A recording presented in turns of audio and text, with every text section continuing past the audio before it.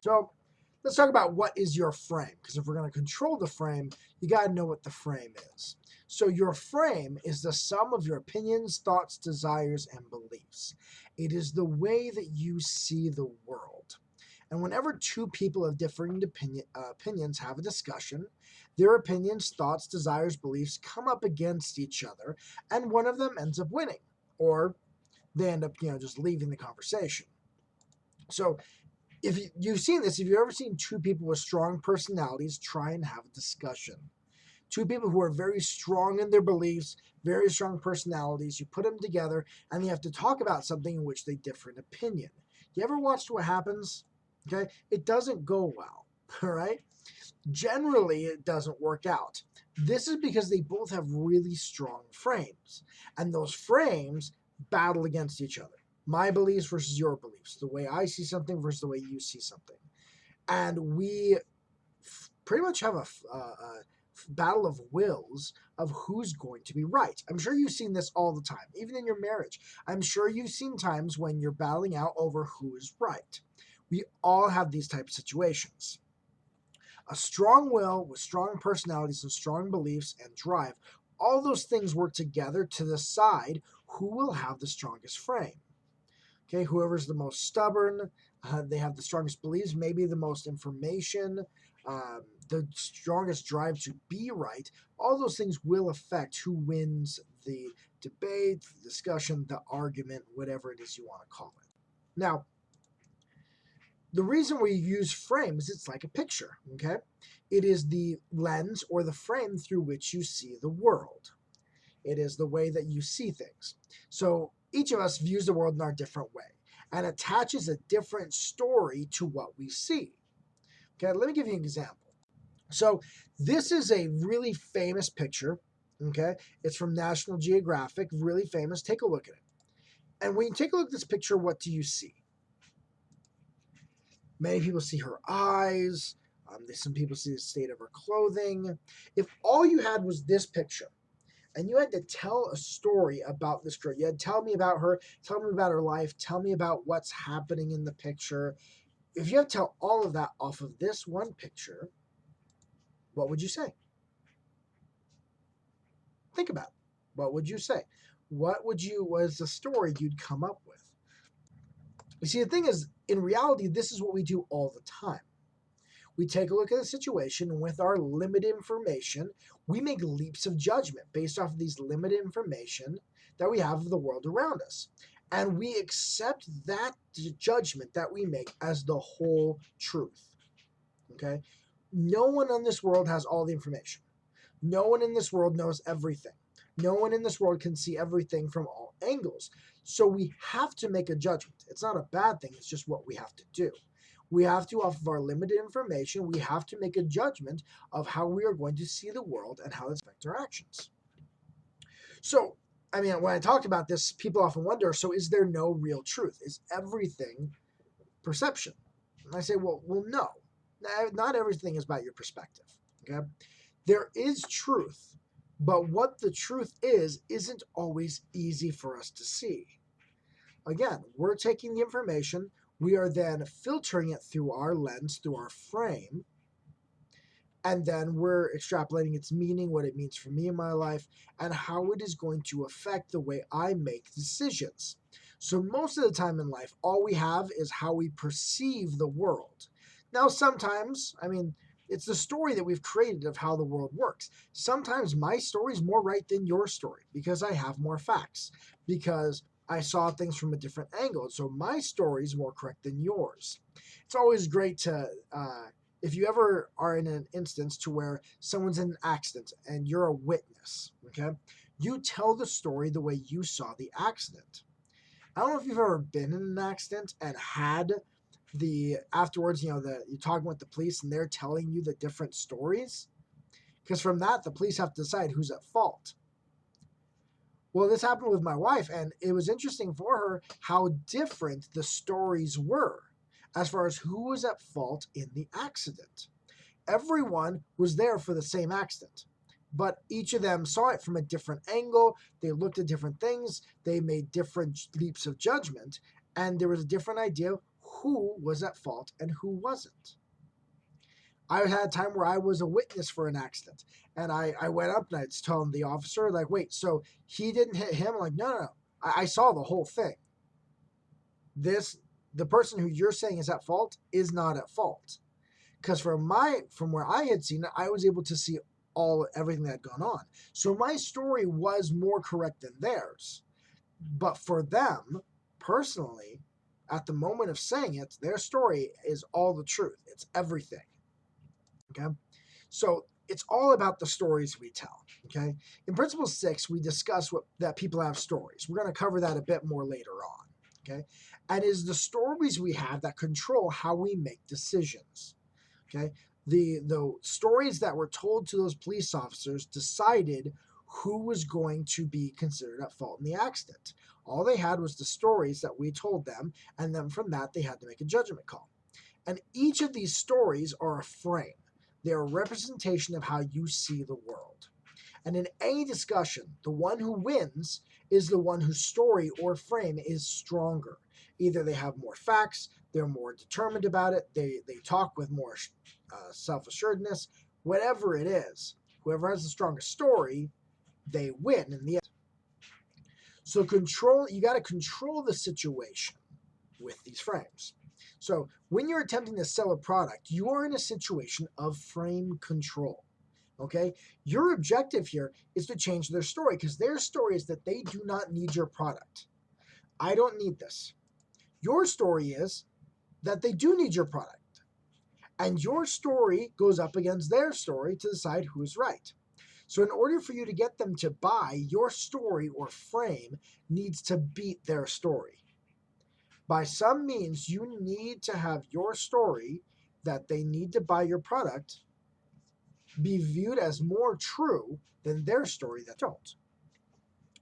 So you've got to dominate the frame. Your frame has to dominate theirs. Okay? In every interaction with these different frames, eventually one person's frame will win out over the other. Okay? If you are not able to convince them that they should buy, that is because their frame won. Their frame that they don't need to buy beat your frame. But that sounds kind of domineering. Okay? It sounds kind of overly aggressive, mean, pushy. But we actually see this all the time in positive aspects. Have you ever met someone who's a natural born leader and everyone just seems to follow them? They say something and everyone just seems to follow them. They give their opinion and all of a sudden it's the best idea that's been heard. Well, they just have a really strong frame. Their perception on how the world is, what makes the world work, is extremely strong. The way they talk about it is very confident. The words they use are very factual. They believe this very strongly, whatever it is that they're leading. And everyone around them just accepts that frame. Everyone else whose frames are weaker say, okay, wow, you really sound like you know what you're talking about. We'll do what you say. This is how leadership works. Leadership is about frame control. Okay? You have to sound like you know what you're talking about. You have to sound confident. And your frame that things are going to be okay, that this is what we need to do, that this is how we're going to fix this situation. Those frames or stories that you have to beat their fear frames or fear stories that everything is going to fall apart. So you need to be the leader. Okay? In this sales presentation, you've got to establish yourself as the leader. Okay? Your frame goes up against theirs in every sales presentation, and whoever wins is accepted as the leader. All right? So all this is about being the leader. And that leader's story is the one that is believed. Okay? So you need to establish yourself as the leader, the one to be listened to, if you are going to get them to change their story. Now, the question is then, how do you control the frame? How do you get your frame to dominate theirs? Okay? So first we need to make sure we've established what a frame control is. It is being the leader who controls the conversation. You dictate where things go. And why we need to have frame control is because they will believe you if you are established as the leader. If your frame is considered to be more dominant, then they will believe your frame or your story. So the question is, how do you control the frame? How do you control and make sure that your story or frame, your perception that they need to buy your product, how do you make sure that that wins? Will you control the frame by controlling the conversation? What you guys are talking about is your stories. And you need to control where their story goes and how their story develops. So when a conversation is not going where you want it to go, you need to redirect. Now, I talked earlier about when you see two people with very strong personalities and they end up arguing.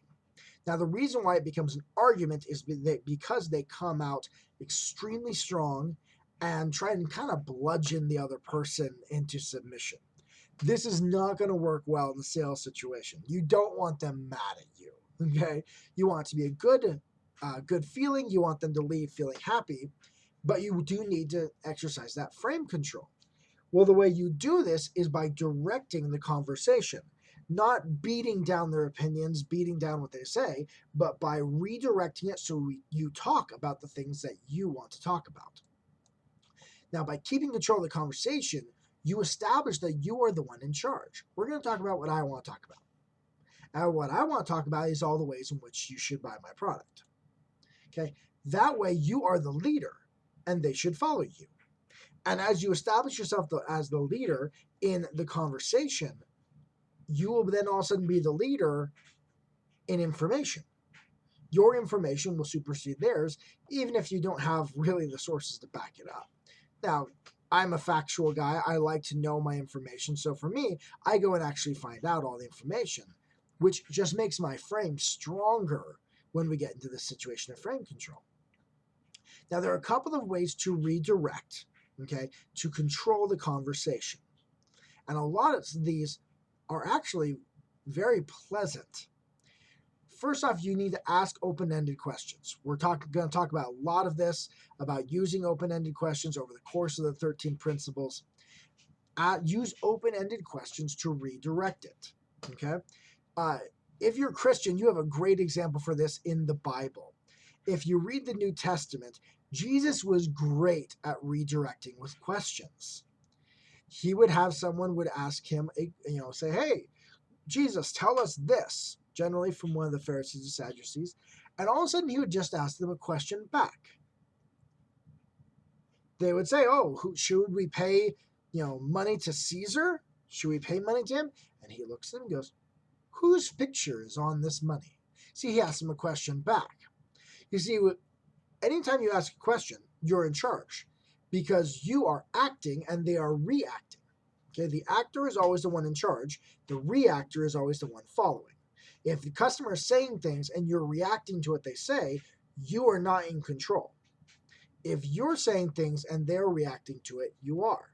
When you ask a question and they respond, you ask a question and they respond, you are dictating where the conversation goes.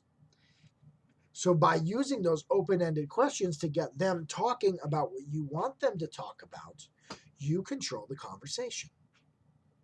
Second, and you can use those questions to lead the conversation back where you want to go all the time. Like I said, read the Bible. A lot of times the question that Jesus was asked and then the question he asked in return don't even seem to be on the same topic. Yet they answer him. He establishes himself as the leader, as the master right then. You can also make a joke. This is a great one, especially if you find the emotions are getting tense. If you ever find that you're kind of getting into that argumentative state of butting heads over your stories, make a joke, make them laugh, okay? Because you want to get the customer back on your side. And to do that, just make them laugh. You get someone to laugh, all of a sudden it releases endorphins, they're happy with you, you're their friend. A lot of things happen just in a little bit of laughter.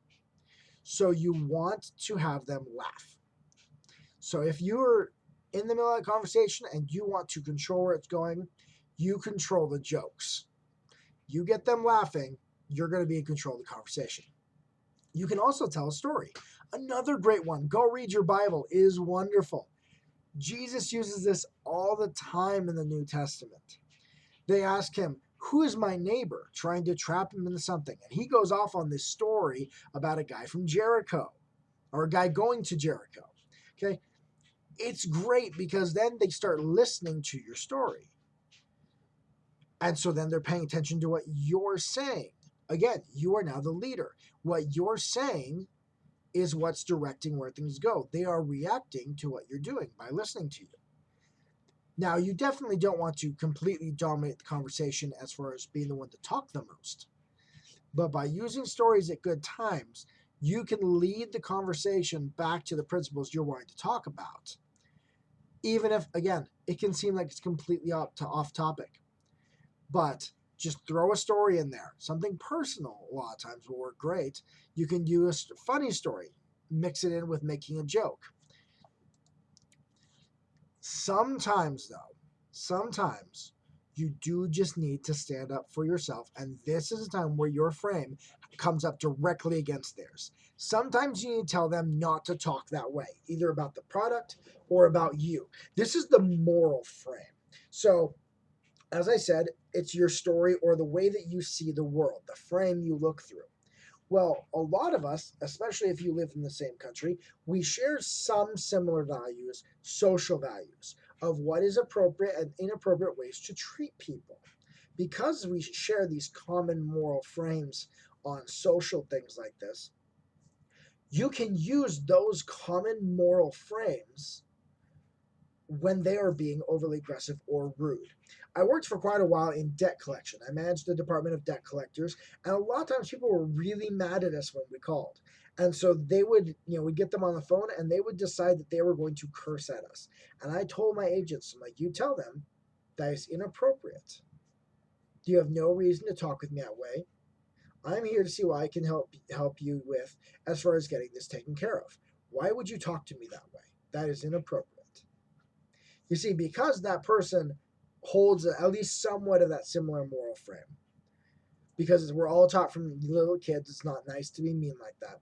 Because of that, I can use that commonality of frame, but since I'm the one that brought it up, and it's causing them to react to me, my frame, even though we share a commonality in what's appropriate and not appropriate, because I'm the one acting and they're reacting, my frame dominates theirs. Now, in that instance, I'm not, the frame that I'm changing isn't that they should pay their bill or not pay their bill. The frame that we became the leader on is what's appropriate way to talk to each other. But that is a frame that we won. And every time that your frame dominates theirs, you are established more and more as the leader. In any sales situation, you dominate multiple frames. Whether it's what time the appointment should start, where the appointment should happen, where you should sit, where they should sit, how you will shake hands. Anytime that you hold your own and they have to react to you, every single one of those is a win where you are established as the leader who is directing how things will go. And as you establish that you're directing things, they then listen to you more and more. So sometimes you do need to come directly up against them. Generally, this is an instance in which they are breaking, again, what is called the moral frame. They're doing something that is immoral or they know is wrong. And because we in the social aspect generally share a lot of these same moral or ethical standings, you can generally win that one fairly easy. And then the last one is actually to just interrupt the conversation with something completely off topic. This might sound really weird, and you're like, wait, how is that going to help? The customer's just going to get mad. They might, but probably not. Not unless you do this way too much. If you ever watched a presidential debate where they're talking and then all of a sudden the moderator asks a question and the politician says, that's a great question. And then they start talking about something completely different. It has nothing to do with the topic. And you wonder, what are they talking? This isn't what he asked. Like, no, it's not. That's the idea. They are not going to react to what the moderator just asked. They are going to ask for themselves and talk about what they want to talk about. Now, I know that this sounds a lot of times, this can sound like you're just being a jerk. But honestly, let me ask you this. If you truly believe that your product will benefit their lives, is it worth being a little pushy? Is it worth pushing out there, doing some uncomfortable things? Is it worth that to give them that benefit to their lives? For most of you who are non-confrontational, this feels a little weird, but you're not confronting them except for in the moral frame. You're not confronting them, you're just redirecting. Don't worry, I'll talk about a principle much later on about how observant people are, and believe me, they generally won't even notice that you're redirecting them. They won't even notice that you are controlling the frame. But sometimes you just completely interrupt with something different, and then afterwards go, oh, I'm sorry, that was a bit off topic. Let's get back to what we were talking about. And then I control again where we're going.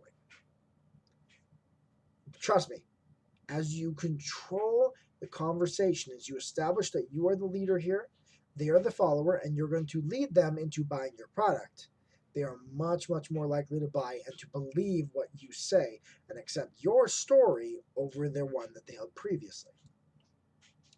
Okay, might sound like it'll tick people a little bit off. I will explain some more about why that won't in Principle 8. So get to Principle 8 and then think back to this and be like, oh, that's why you can just interrupt with something completely off topic and it won't just make them angry.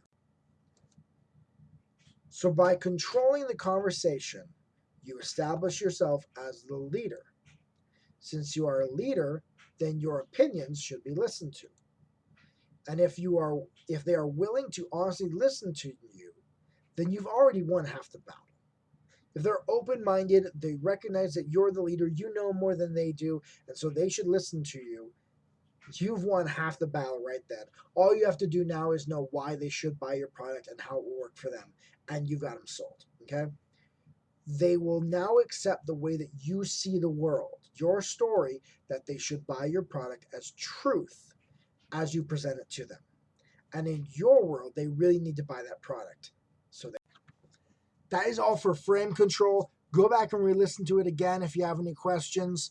And if not, believe me, it's going to take some time. It's going to take some work to really learn this frame control. Okay, if you need to go Google it, go YouTube. There's some great videos out there. There's actually one company that I really enjoy. And they have their video series called Charisma on Command. They have some videos actually talking about Tyrion from Game of Thrones. Not a show I'm necessarily a fan of, but he talks about how he uses frame control to take over the situation. Some great information. Continually focus on this, learn about how to do this frame control, and then continue on to the next principle, because we're going to continue to, all of these principles build on each other. So get on to the next one and keep learning these principles so you can become an effective salesperson.